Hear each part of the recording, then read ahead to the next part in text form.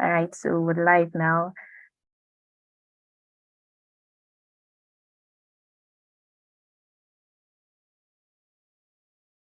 All right, so good day, everyone. It's exciting to have you all again on another session of our EIT webinar for the month of August. I am Antonia, and I'm an associate of the Program and Learning Department of Eco Innovation Center and Eco Institute of Technology. Eco Institute of Technology is a talent development institute that helps foster and accelerate tech talents in the tech industry. We achieved this via various programs and boot camps. We started in the year 2021 and we're still on our vision, and it's even getting bigger and bigger by the day. We offer in-demand courses like product management, product design, data analysis. We have master classes around business analysis. And then we have a couple other programs which we run here at Eco Institute of Technology. All right, so at Eco Institute of Technology, you can also visit our website so as not to drag it too long. You can also visit our website, www.ecoinstituteoftechnology, for more information. At Eco Institute of Technology, we're big on building innovation and building the tech ecosystem. It's Eco Institute of Technology is a talent development institute, like I said, that helps foster and accelerate tech talents in the tech industry.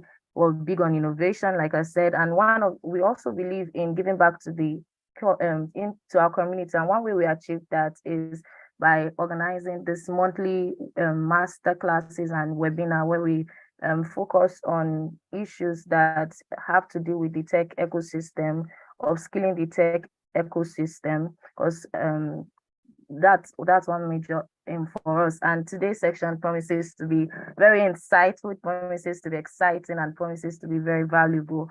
So if you're just joining us, please send the link to your friends, to your family, let them join in as we join our hands in shaping the world to become a more secure digital place. So we're going to be having a very peculiar topic today for our webinar, and I'll just give it like a quick insight to what we'll be discussing today.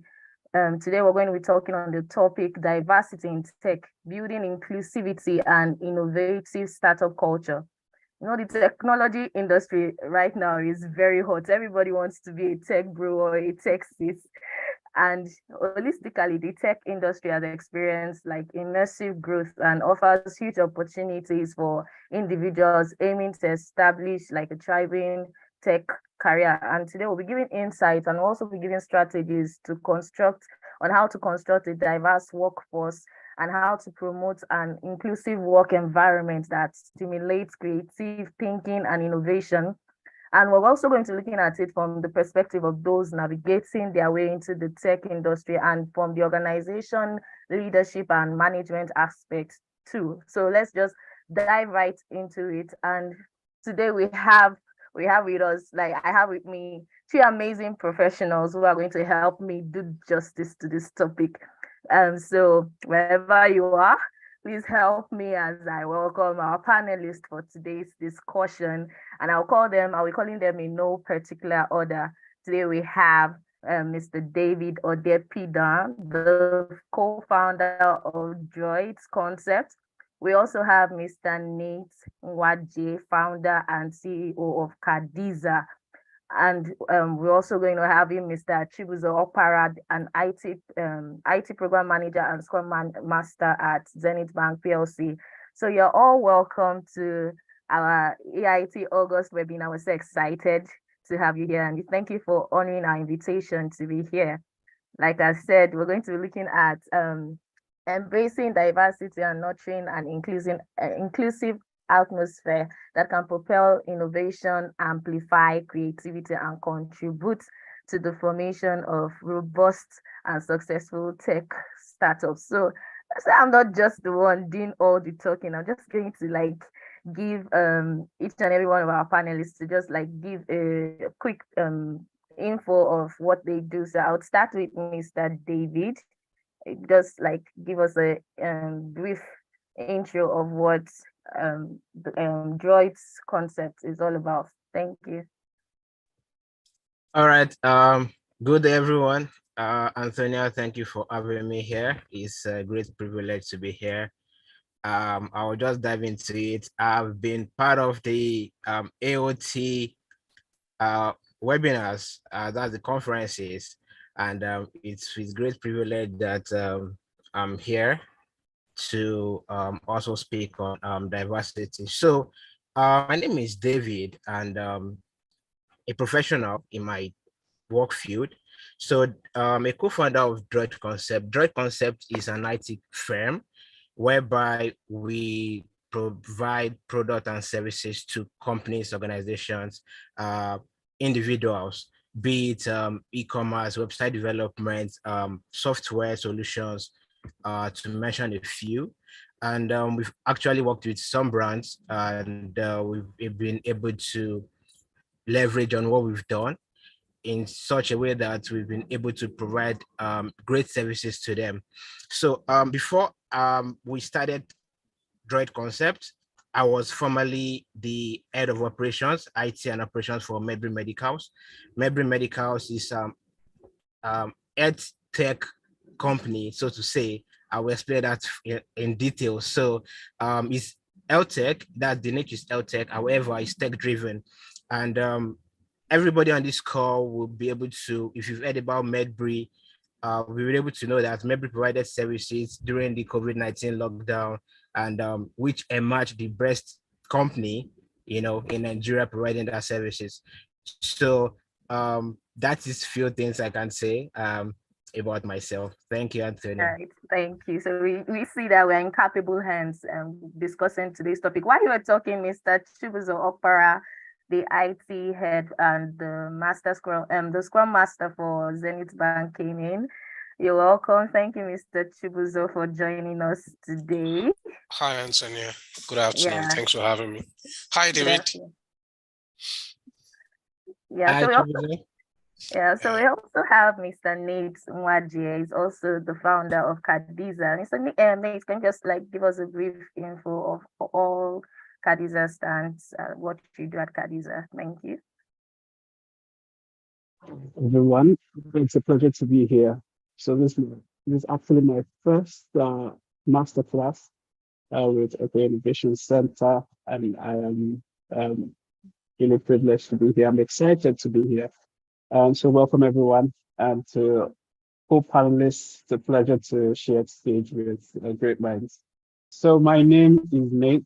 I'm CEO of Kadiza. We are a platform that helps car buyers and car owners enjoy a great buying and ownership experience. So how this works is that we basically make it possible for people to own cars, and then we help them enjoy convenience in the process of owning these cars. And when they finally do own cars, we help them enjoy a great ownership experience. We try to reduce the hassle of car ownership as much as possible, whether it be for individuals or it be for corporate organizations or people who are into car hailing business. So that's what we do. So Kadiza basically came to life. The idea came a few years ago. I run a project called Discover Nigeria Project. And the goal was to do a nationwide road trip.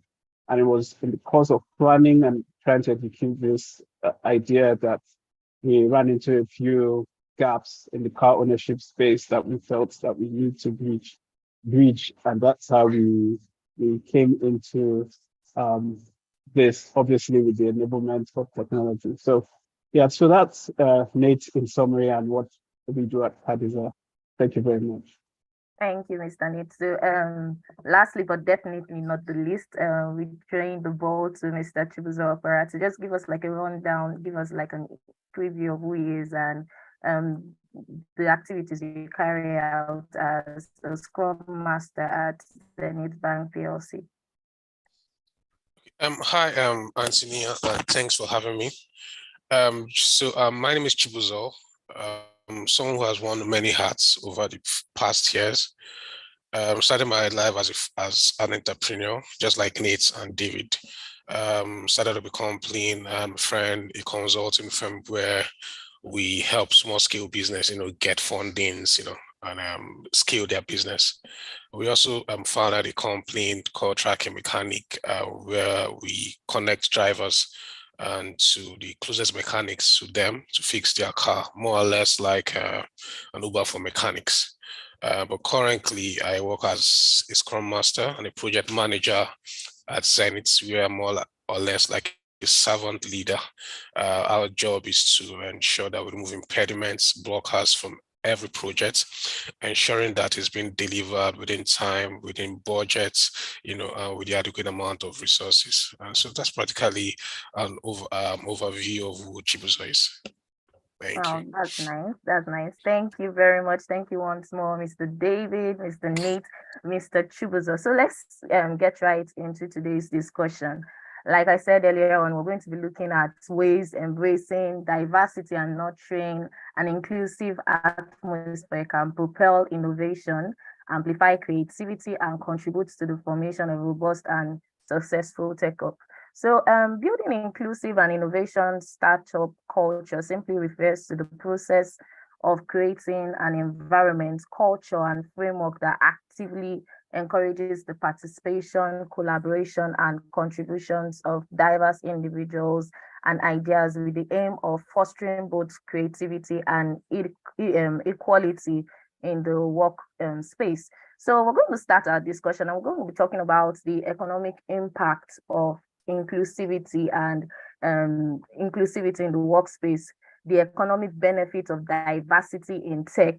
And I would like for us to speak around the topic. So I would like to hear your view.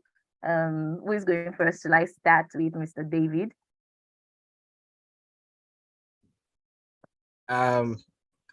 Thank you. I was just going through and I said I'll make this practical. And forgive me, Antonia, right?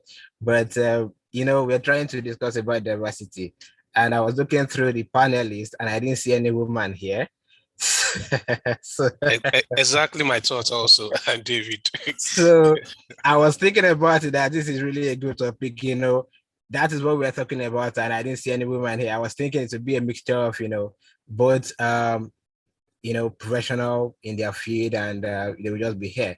However, diversity in tech is been on for a while, and it's been a notion that just men, I will just put it that way, permit me to use that word, based on where I am currently. So permit me to use that word. So it has been termed as is a male thing, just for men, tech bros alone. You hardly find people, attaching programmers, even though we have great programmers, that are women and they are doing exceptionally well. So diversity itself, I would just say that according to a survey, in 2020 reports, and say that Bureau of Labor Statistics and tech industry in the United States is predominantly comprised of white employees, and 62.8%, followed by the Asian employees, which is 24.6%, Hispanic employees 6.8%, and Black employees 6.1%. So if you look at these figures, you see that there's a sort of disparity in the numbers, in the percentage, because number one, in UK right now, there's an act called Equality Act, and all the companies right here, they are bounded, so to say, with that law, in the sense that you treat everybody equally, be it the race, be it the age, be it the sex, be it whoever you are, everybody must be treated the same way. And that is why I term it as equality. I use the EDI factor, so to say. The EDI factor is equality, diversity, and inclusion. And for a startup, it's really, really important to put these factors into consideration when you're starting up a COI. That's a company. And how do I mean? When you talk about equality, you have to map it out, giving it a broader knowledge of what you want to see, what you want to get. Because if you want to play, I use the word play global, don't play local, right? Play global, don't play local means that starting your career, you need to play global, thinking far and wide, not limiting yourself to Nigeria alone, not limiting yourself to any country you are right now, because definitely you want to push out there to connect with people. So this is really important for one to do when you're starting a company. I'll also say that the workplace gender gap worldwide in 2020, according to Statista, we have a range of female, firms with majority female ownership, right? That's the workplace gender. So when it comes to tech, when we're speaking about tech, we see tech is the male dominates tech, while you're looking at HR. I'm just using an analogy right now. If you look at HR, the mindset or the notion is that HR is strictly for women, so to say. I stand to be corrected, right? However, tech has been given the notion that it's just for the tech boost alone. So it is really important the summary of what I'm saying is really important to use the 3 factors which I've mentioned earlier: equality, diversity, and inclusion, when you're starting a company or when you are running a startup. Thank you, Antonia. Thank you very much. Thank you. And according to a study that Boston did, it showed that 19%, there was 90% higher revenue due to innovation, due to inclusivity. And you said something, you spoke about playing globally and not just local. Still on the economic impact of diversity and inclusion, I would also like to hear Mr. Chibuzo's take on the topic. Thanks, Antonia. So I think David has actually said a lot about the economy impact in terms of revenue. Okay, so there are practically different ways you can look at diversity. You can look at it in terms of gender, in terms of color, a little bit of race here, in terms of various prospects. However, for the purpose of this, I'm going to just narrow it down to our country, Nigeria, and we'll talk about gender equality. So David mentioned tech bro, so that's the word that's out there, tech bro. Nobody say Texas, okay? Although the leaders are actually giving us a run for our money, and there's this notion that tech is actually meant for guys. That's what it was from the start, but the narrative is actually changing now, and there are female-owned companies, female CEOs that they're really doing pretty good. One of them is High Economy. I've been following up her story, and she's doing wonders.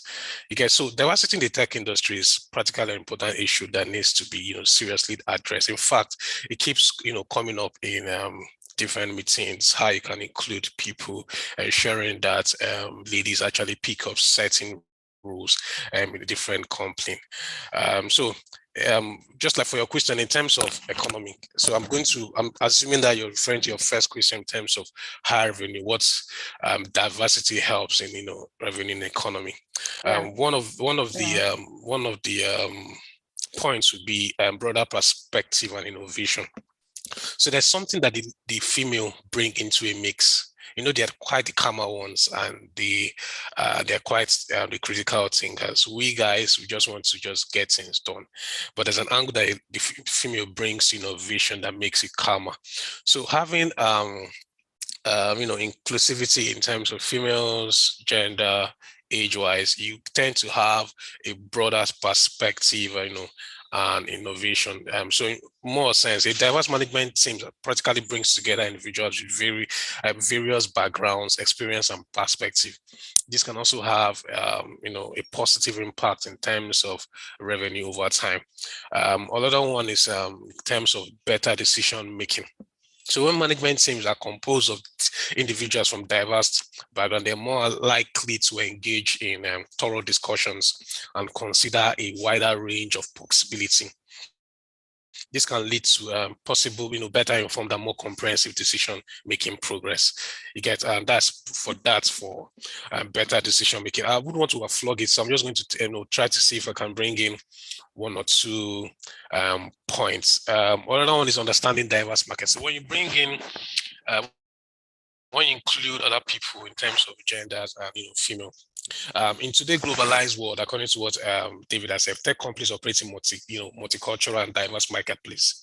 Having a management team that reflects the diversity of their customer base can practically provide insight into different market segments, cultural preference, and local nuance in terms of pinpoints that being focus on a certain target market, which enables the company to tailor its products and marketing strategies more effectively. Let's give an example for, so when this, what do you call it, when they brought in the POS markets, people started doing POS. I don't know who brought up the idea to go into the, the rural area, okay?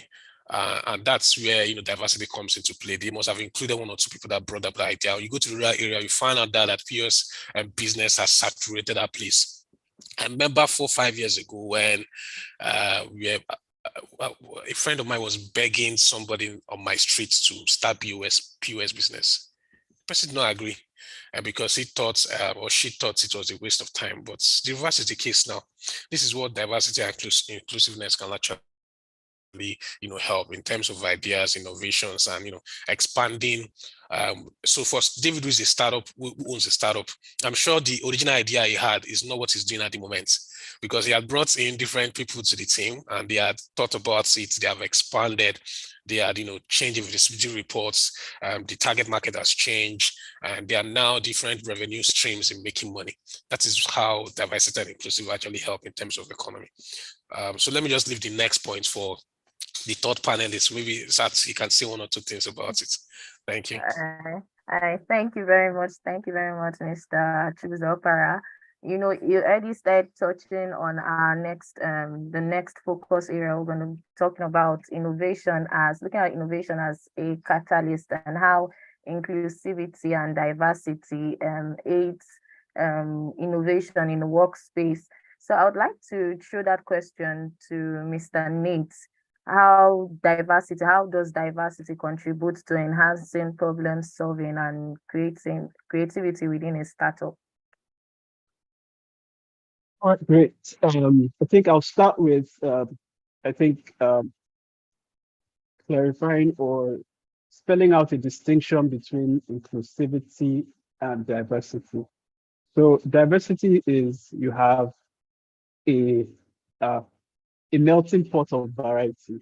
You have people from different backgrounds, class. When I say class, socially or economically, you have people from religious backgrounds, different upbringings. So that's diversity. In Nigeria, to be tribes, we have about 300 ethnic groups. We have about 500 languages, and that's in the Nigerian context. In the African context, we know we have Africa is made up of several countries. And then in global aspects, we can now talk about race. So it depends on your mix. Diversity is whether you like it or not, you have some form of diversity.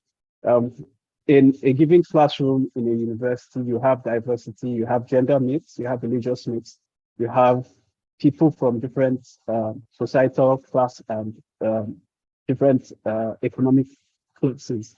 There are people on scholarship, there are people who can afford several times the tuition, and there are people who are just barely getting by. So that's diversity. Inclusivity is allowing everybody have a voice, where everybody feels that they are welcome, they feel that they can add value, they feel that they are appreciated, they feel that they can develop, they feel they can grow, they feel that they will not be excluded from opportunities or appreciation. Say there's a raise or there's a salary increment, it will not be given to certain people because they're from a social class or they're from a tribe, and it will not be given to, or it will not be taken from other people because of where they come from or their upbringing or their qualification. So that's diversity and inclusivity. If you have diversity and you are not an inclusive startup, you are wasting your diversity. You are wasting your diversity because the only way you can derive value from your diversity is for your diversity to have a voice. So how I see it is that for your startup to be innovative, you need to be, first of all, able to hear different voices. So innovation comes from changing something that seems to be working, and then you basically it's innovation. Something is working. It's not broken. It's working, and it seems to be working fine. And then you bring something else that totally makes sense, that makes what was working better, faster, more productive, more affordable. All of these things, that's what innovation brings in.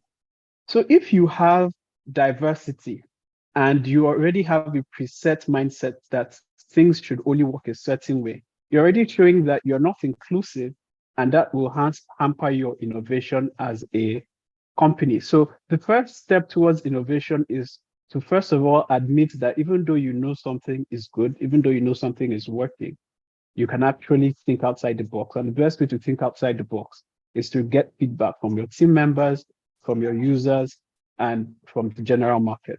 So innovation cannot work without inclusivity. Let me give a typical example. So you see, everybody, we have our general perception that where we come from is good. We have our general perception that where we come from is great. However, we also are exposed to other cultures, and we start to learn to imbibe things from those cultures that we like. And then we kind of imbibe it in a way that it becomes a part of us. Look at the Nigerian music scene right now, and the general Afropop culture. You see that we pick up slangs, we pick up words, we pick up memes, and it's national regardless of where it comes from.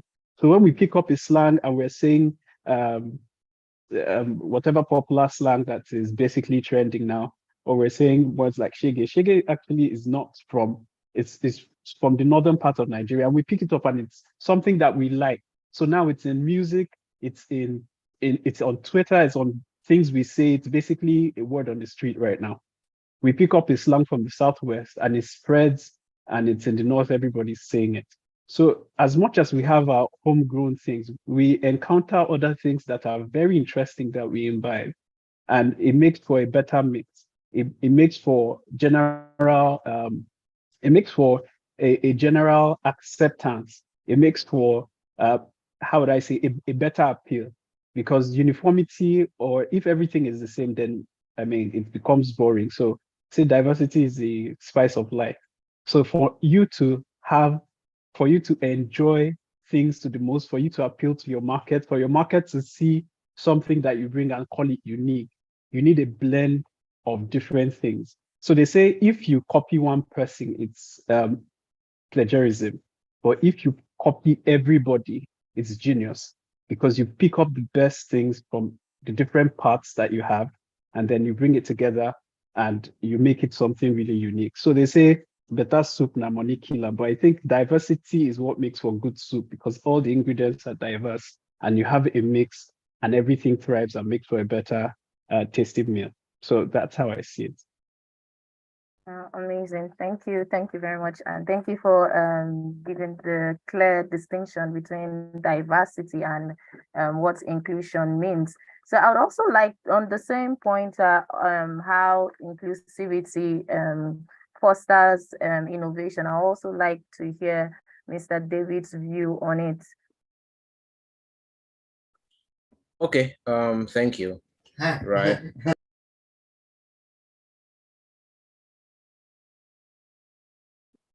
Okay, we're not hearing you. I think you're muted.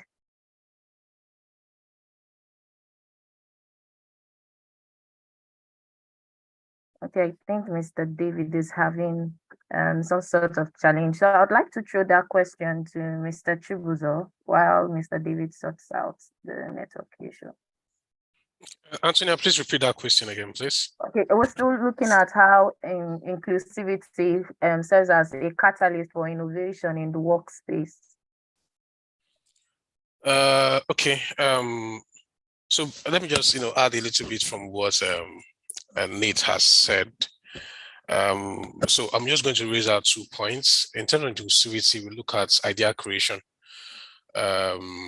Yes, so for a startup, when you bring in, just like the example I had earlier, stated for David, that apparently the original idea he had for the startup, I'm definitely sure has practically evolved, and that brings me to what I mean by in idea creation. So in tech industry, and the presence of varied perspective within diverse and inclusive team, plays a crucial role, more or less fostering the development of innovative solutions. So one of them is the idea generation. So when you have a team that's just like what Snita said, that you have inclusivity, and diverse, when they come together, having different individuals with different backgrounds, experience, and way of thinking, this diversity practically leads to a broader range of idea being generated. People from different walks of life can offer unique insights and practically suggest unconventional approach that may not have been considered by maybe more or less it seemed that didn't really have the varieties of life. Using the joke that Nate posted, that food waste sweet and money kill. I mean, this states food waste sweet and diversity actually kill. I'm having this and that of different tastes inside the same pot. Makes it possible for you to practically churn out great idea. The second point would be creative problem solving. Yeah, problem solving. So when a startup is faced with complex challenge, one person cannot practically not solve it. You need to actually have a set of people. Most people actually employ the services of a consultant, because a consulting firm have more or less a diverse array of people working in that organization to solve that problem. So diverse team can practically tap into a wide array of problem solving approaches. Each team member may bring in a different set of skill, knowledge, and possibly method to the table. So the diversity of the problem-solving approach can lead to more or less a creative solution that's combine multiple perspective, and that's where creative problem solving. Okay, one more point would be cross-pollinations of idea. Is more or less like it's a spin-off from the first point, which is the idea creation. So when you have varied perspective from different people, it encourages cross-pollination of ideas across different disciplines. Okay, so in the tech industry, this can mean bringing together individuals with expertise in engineering, design, business, psychology, and some other fields are prominent. The intersection of this diverse skill can lead to innovative solution that more or less leverage insights from multiple domains. So if you take it further by bringing ladies into it in terms of gender, you see the female touch in these ideas. Female, I keep saying it, when you have just guys in the team, it becomes too strenuous. The job becomes harder.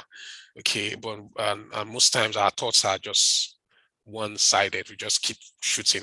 When you have somebody with female perspective coming, they tend to bring us back to reality. They tend to show us things that we actually missed.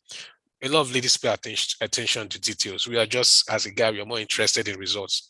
We're not bothered of how we get to that place, but the female parts are really bothered of how we get into that point. And that brings us down to compliance level.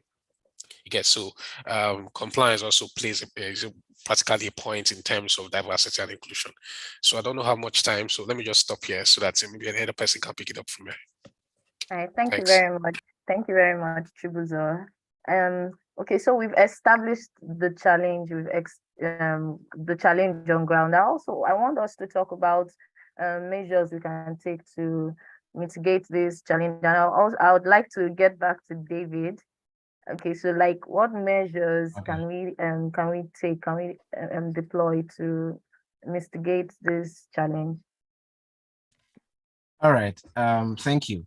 I will take it from Chibuzo's last point, and I'll just to corroborate what you said earlier. I will use an analogy of a puzzle, right?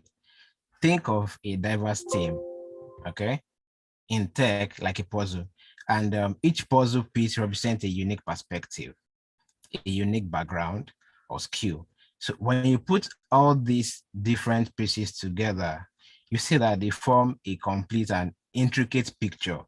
It brings the whole picture to life. And similarly, you see that a diverse tech team brings together various viewpoints, irrespective of the talent. I'm talking about the individual now, what they've done so far to come together to combine ideas, experience, and to create a more comprehensive and innovative solution to a complex problem. So when you are looking at mitigating all these issues, the first thing I would say is coming from the point of the HR, I'll relate my point into a company structure, because before you bring somebody on board, or let me say the mode of entry into an organization is coming through the HR. That is either the talent acquisition officer or talent acquisition manager, or the head of HR, trying to see the wealth of experience the person has, trying to understand that what the person has done so far. So definitely you will see that the first point of contact will be the HR. So that will be diversity, either training or inclusive hiring practices. So this should be done in the sense that implementing inclusive hiring practices to ensure that the job description were unbiased and is going to be appealing to a wide range of candidates. So if you are bringing somebody on board and you have this readily available, definitely it will mitigate this issue. Then another solution that I would say is that diversity training. So I will use my previous place of work as a case study. So Medbury invested in diversity training for all employees, especially those in leadership positions, because the idea is to ensure that you play in a bigger space, to relate with either stakeholders or relate with other companies, to get things done. So when you do diversity training, it goes a long way, because it would internally, number one, it will propel and give the intuition to employees to know that, okay, this is who I am, but not resting on what you know, not resting on your previous experience. So when you do a bit of training, it might be soft, it might be the soft skills, it might be the hard skills. We have a lot of diverse leadership training that have been done, actively promoting, and getting employees from different backgrounds into leadership roles. This will demonstrate their commitment to be part of the inclusion.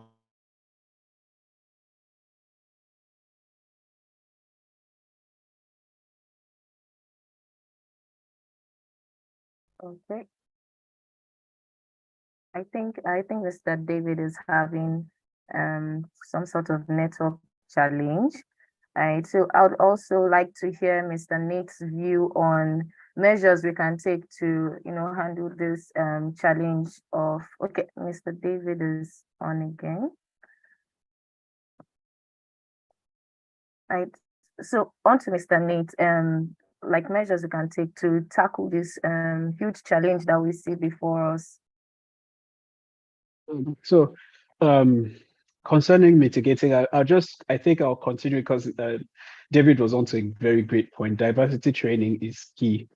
So people need to learn to accept, and even if you do not agree with views, you have to learn to at least hear those views. That's a very good place to start. So diversity training allows people to share their perspectives, and allows people to, so it's like, I'm from the South, somebody from the Northeast, somebody from the Northwest, that's within the Nigerian context. If it's within the African context, we have people from Kenya, South Africa. The way they are raised, the way they, things that they are familiar with, inside jokes that are peculiar to them, you might find interesting. The only way you would know about these cultures or these things that, that they do, those interesting things, is if you allow them express those things. So part of diversity training would be an avenue for people to showcase where they are from. If you have a diverse workplace in terms of culture within the Nigerian context, people can have a cultural day where they dress in their traditional attires, or they do a presentation about where they're from, things that are unique to where they're from, and basically share interesting fun facts about, where they're from. It basically broadens the entire perspective as regards how we see each other. It also helps people pick up interest in terms of, if you're telling me these things about where you're from, I might want to know more about where you're from. So I start to ask questions. I might draw closer to this other person and interact with that person. So that's a way of obviously piggybacking off the what Mr. David was talking about regarding diversity training. So those are things that you have to be deliberate about. So first of all, you have to say to yourself, we want an inclusive arrangement. We want a diverse arrangement first. So that consciousness will reflect in your recruitment, will reflect in how people conduct themselves in the office space. And then another thing that people have to watch out for, especially in office spaces where you have a majority and a minority group. So inside your workspace and your workforce is supposed to be like a clique. Now, inside that clique, you have other cliques. I know people will be thinking about one song that's currently trending. So inside that clique, you have another clique. Now, the thing is, you don't want a clique that now thinks that they are the majority clique and they think they know it all. That clique inside the clique will now exert dominance on other cliques. And that basically will be counterproductive. So it's not just the hiring process, it's not just the consciousness.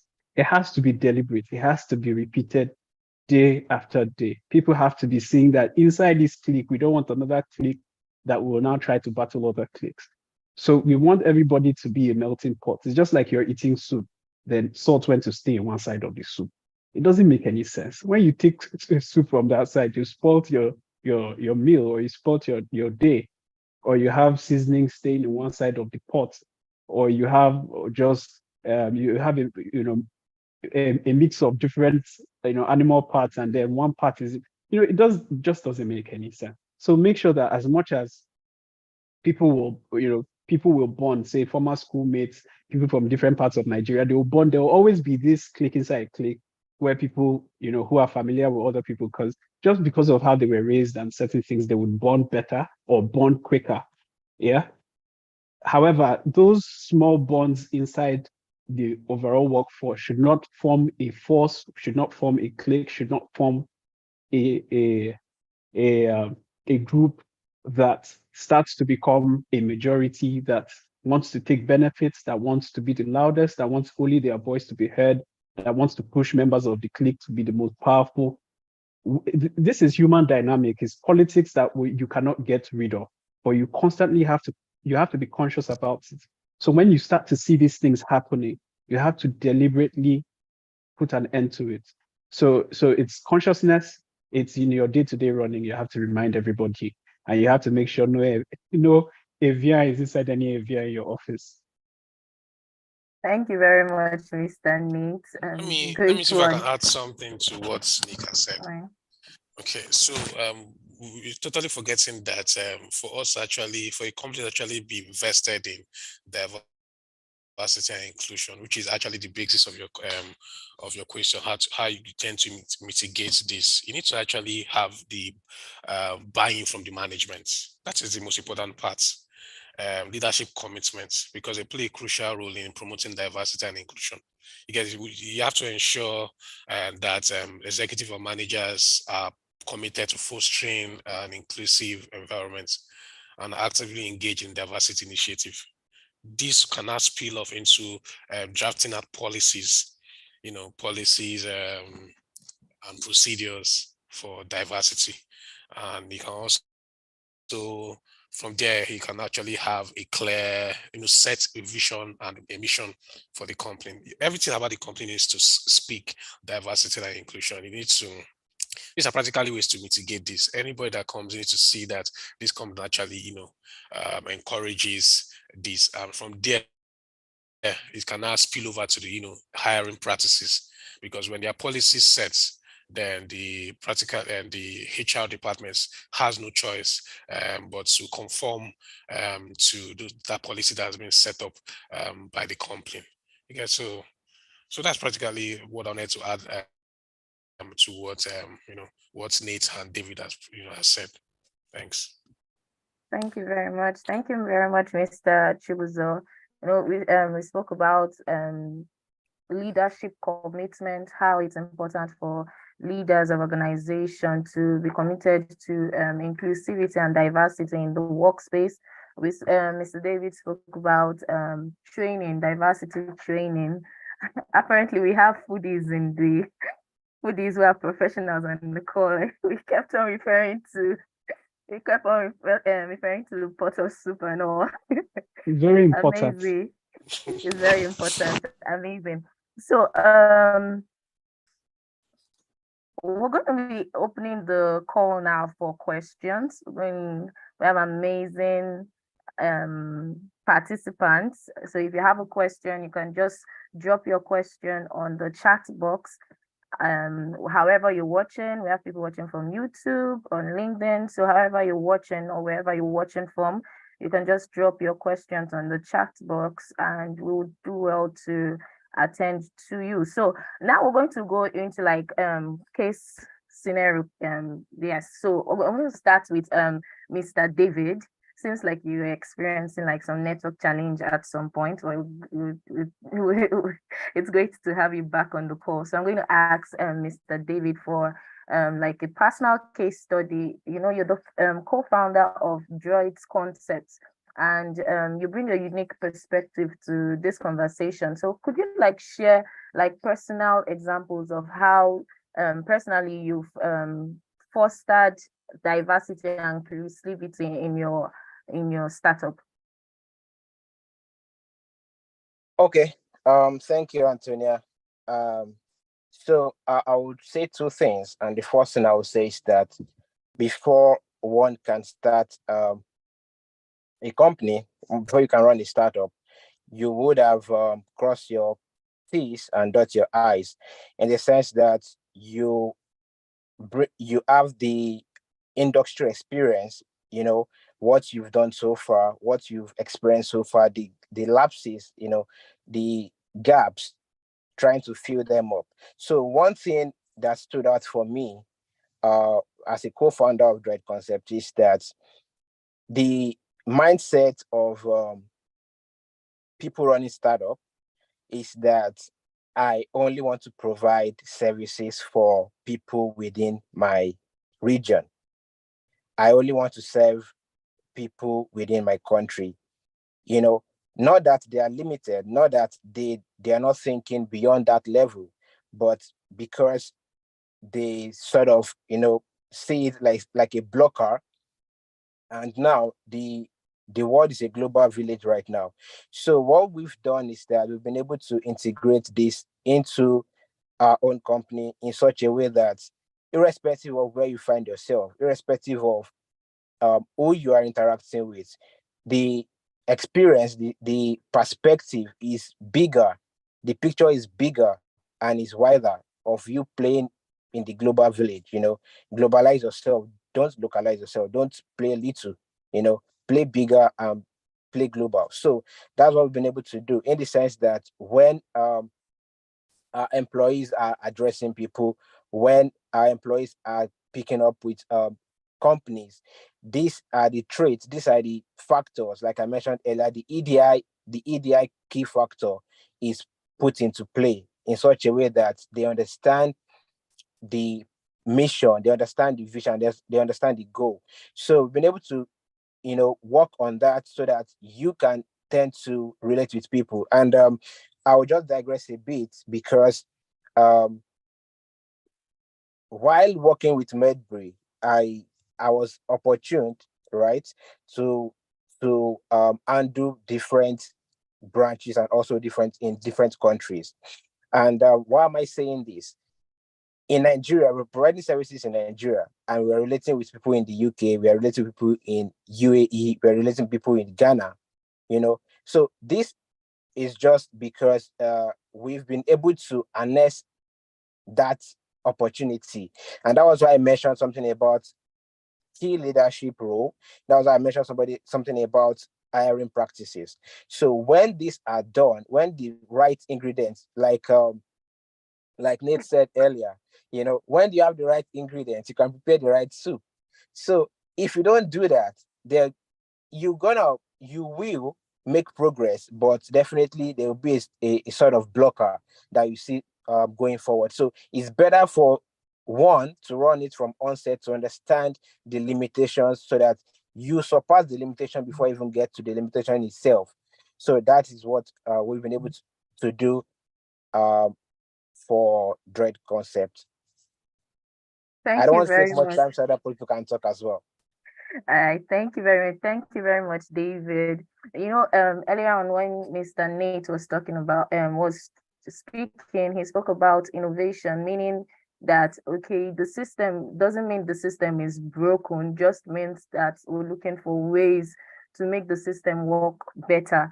And that's what he said, innovation is tech basically. So I'm going to be throwing the question to Mr. Nate. Mr. Nate is founder and CEO of Kadiza, and he's also the founder of Discover Nigeria Projects. He has experience, and his experience spans tech entrepreneurship and community engagement. So, could you provide insight into how startups, especially those in emerging markets like Nigeria, and how they can effectively leverage diversity to drive innovation? David was speaking now, and he was talking about the importance of not thinking locally. You have to think beyond yourself. The world basically is an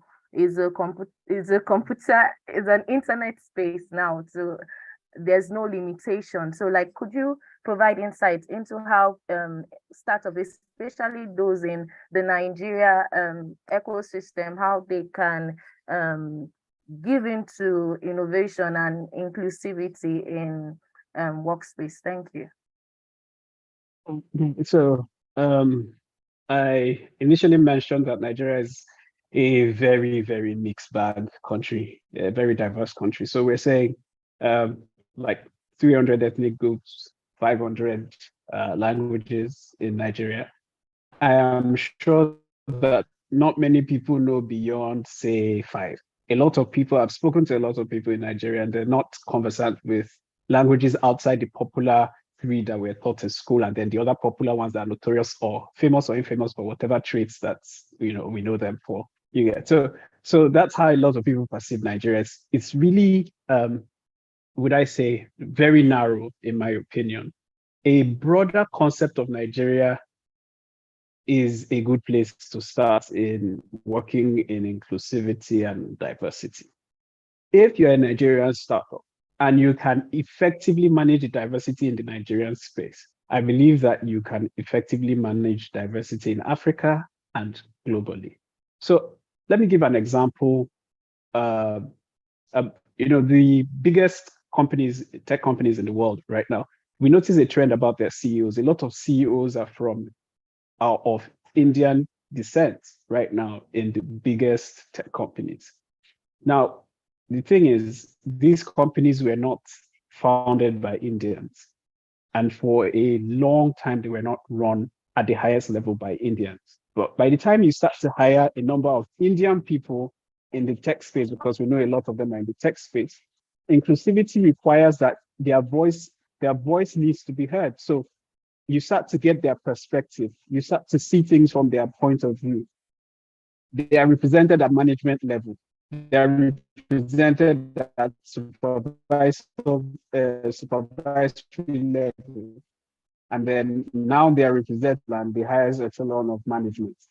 And they are not hired there just because they are just because of inclusivity. It's because there's a pattern in their upbringing, a pattern in where they are from that show that they have learned certain things that make them thrive. Just like if you want to do business in Nigeria, you want to sell electronics, for example, or you want to sell, you want to be an importer, or you want to be an importer of drinks into Nigeria, say alcoholic beverages that you'll be selling at lounges and the clubs and all of that.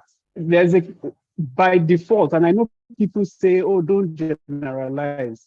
Yes, don't generalize. But if you want to find the businessman that will teach you how to import these things for business, you know that there's a part of here that if you go and ask, you are likely to encounter somebody in that line of business. If you want to go into leather export, you want to export cowhide to your people who are into fashion in where, whichever part of the world, whether Europe or other parts of the world. I don't know if you can hear me. Yeah, we can hear you. Okay, so if you want to export leather from Nigeria to other parts of the world, you will not come to, say, somebody from the South to start telling him, I want to export cowhide. Where do you go to? You go to the North. So as much as, yes, they say don't generalize, there are patterns that you have to acknowledge. And when you start to see that people from a particular extraction have insights in a particular field, it has to be embraced. You have to, give a listening ear. You notice, so first of all, you have to be inclusive to even notice that these people have an insight that is peculiar to them. Then you have to be inclusive to actually amplify, like give them a seat at the table, give them a platform that allows them to speak freely, so that they can actually share, because nobody is willing to share wisdom to somebody who tells them that they sound stupid. And we know that you shouldn't cast your pearl to swine. So once somebody disregards your insights, you are not encouraged, you are not incentivized to share insights going forward. So that whole idea of inclusivity, it has to be like we've heard earlier from Mr. Chibuzo, you have to, first of all, be deliberate, and it starts from the top. And then as we start to imbibe it, so currently I have a small team, but then I already know that everybody has to start with humility. If I think that I'm the superior tribe and my insight is the superior insight, that automatically means that by default, I shut down other people's perspective just because I already have a superiority complex. So humility is a very good place to start. You have to be open to learn.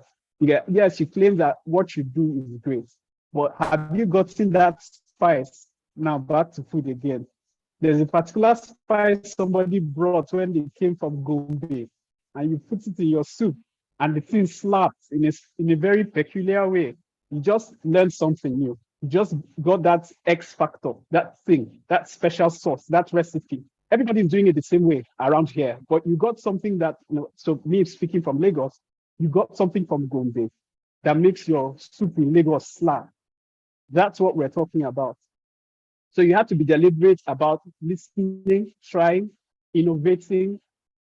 Humility will basically help you listen. And then you should also, and innovating, you have to be willing to try out things. So somebody who, and this boils down to many precepts. I'll just quickly talk about the, say, the customer facing roles. So if you have a customer care representative who is constantly doing one-on-one with customers, no matter the genius you have as a CEO, no matter your vision, you can never get the insight of the customer the way the customer care representative or another customer facing role will get. Their perspective is going to be the difference between, you thriving and you failing. So it's more like a culture, a habit. You have to learn to imbibe it. You have to learn to constantly foster it and push it. And you have to incentivize it. So when you see inclusivity and diversity at play, when you see team members coming together to do great things, incentivize it. Let them know that this is appreciated.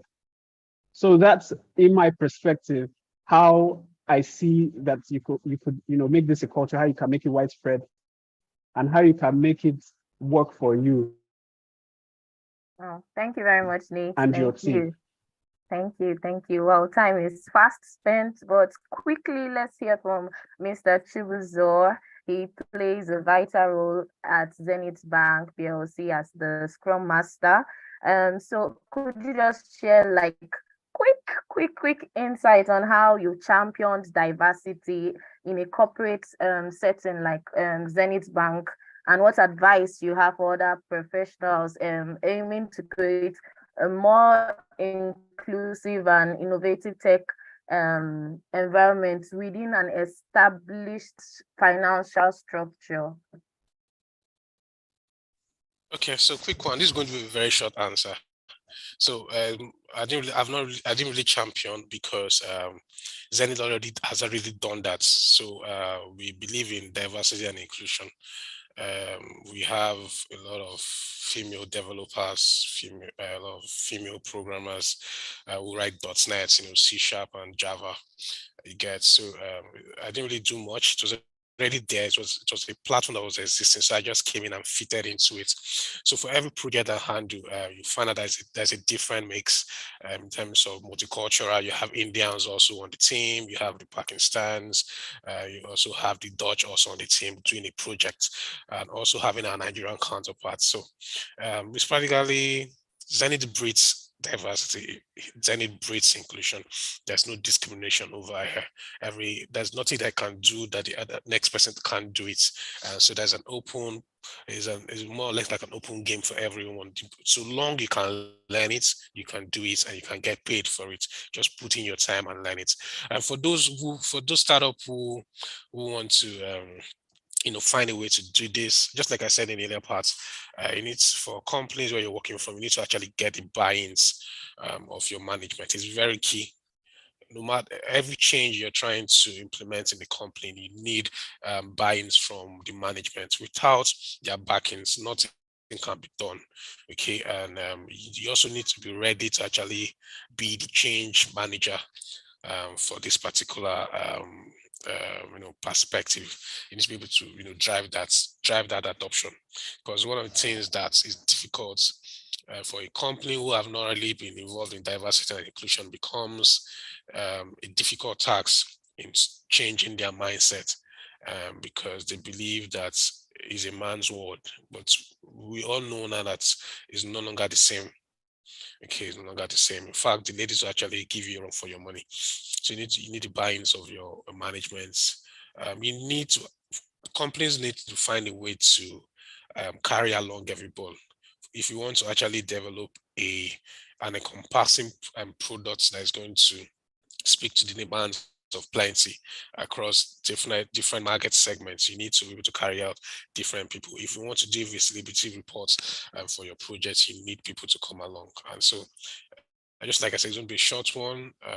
So that's practically my final remark on this. Thanks. Thank you very much. Thank you everybody for such an insightful session. Again, picking from what Mr. Chibuzo said, we must be willing to be the change makers, but according to the books, we are not thugs. We are not trying to start an uproar or something. Being the change, being results oriented, and then we're not advocating for people because we say inclusivity and diversity, and then you just go and do anything you want to do. No, you must live up to standard. Okay, so time is fast spent. Well, before we go, I just want like a quick final word from all our panelists. I would like to start with Mr. David, then Mr. Nate, and then Mr. Chibuzo. Okay, thank you, Tonya. The final word from me will be for aspiring entrepreneurs, and either as a professional that is listening to this webinar, or aspiring entrepreneurs. I will say that if I'll break it into two.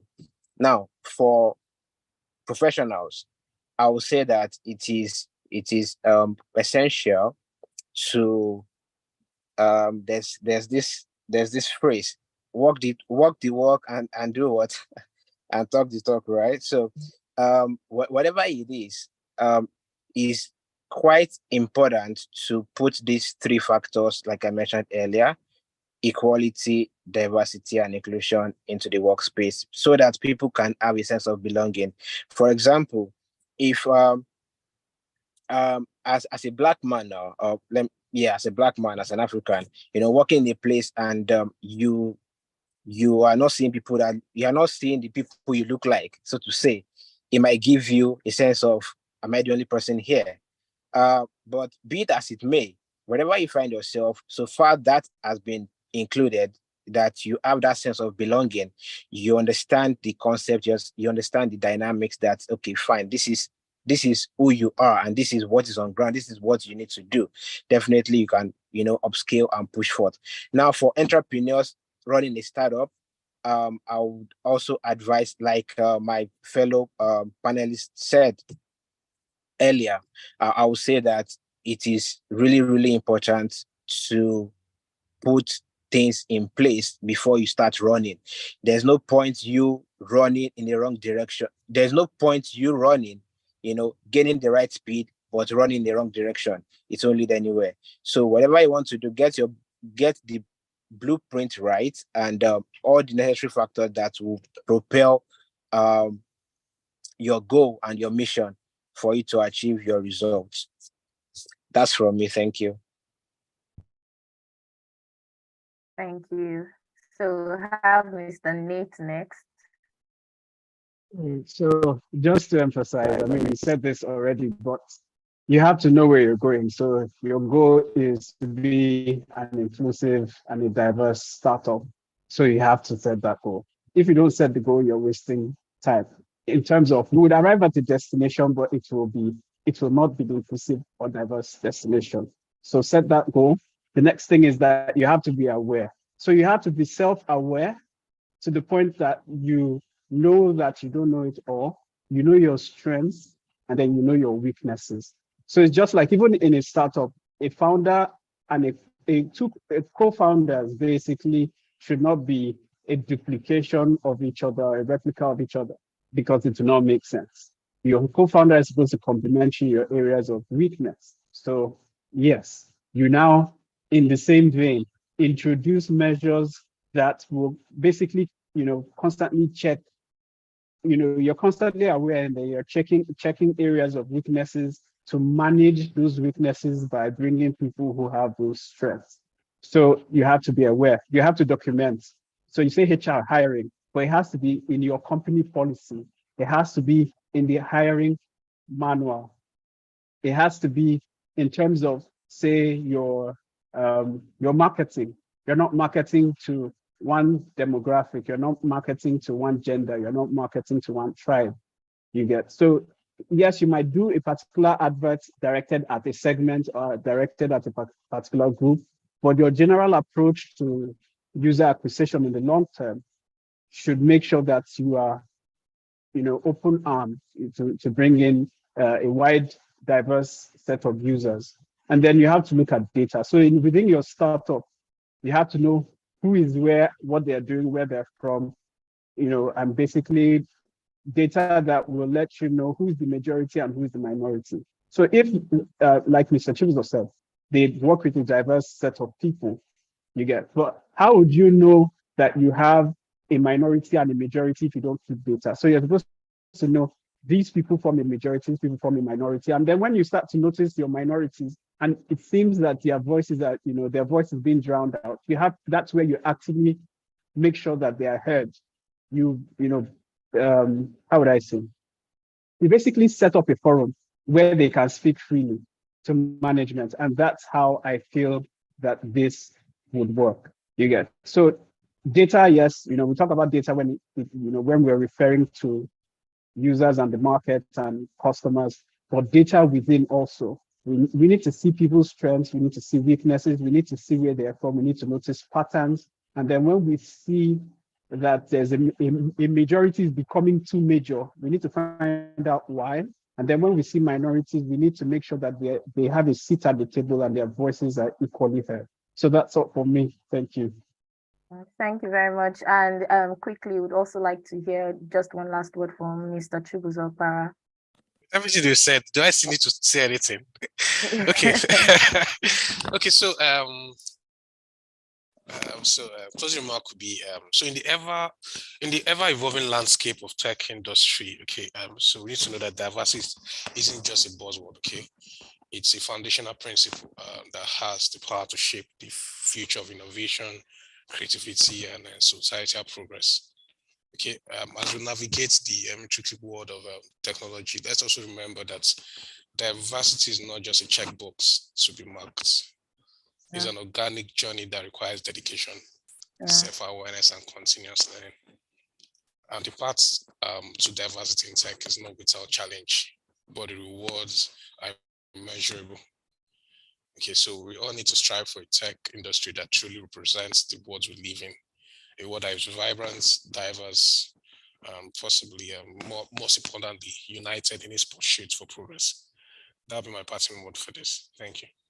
Thank you very much. And I'll close with that. Diversity is not a checkbox to be clicked.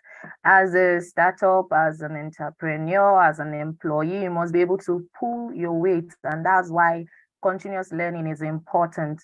And one of the reasons why we're so big on innovation, big on upskilling programs at Echo Institute of Technology, like I said earlier on, we offer our courses, and you could check our website, echoinstituteoftechnology.com, for more information.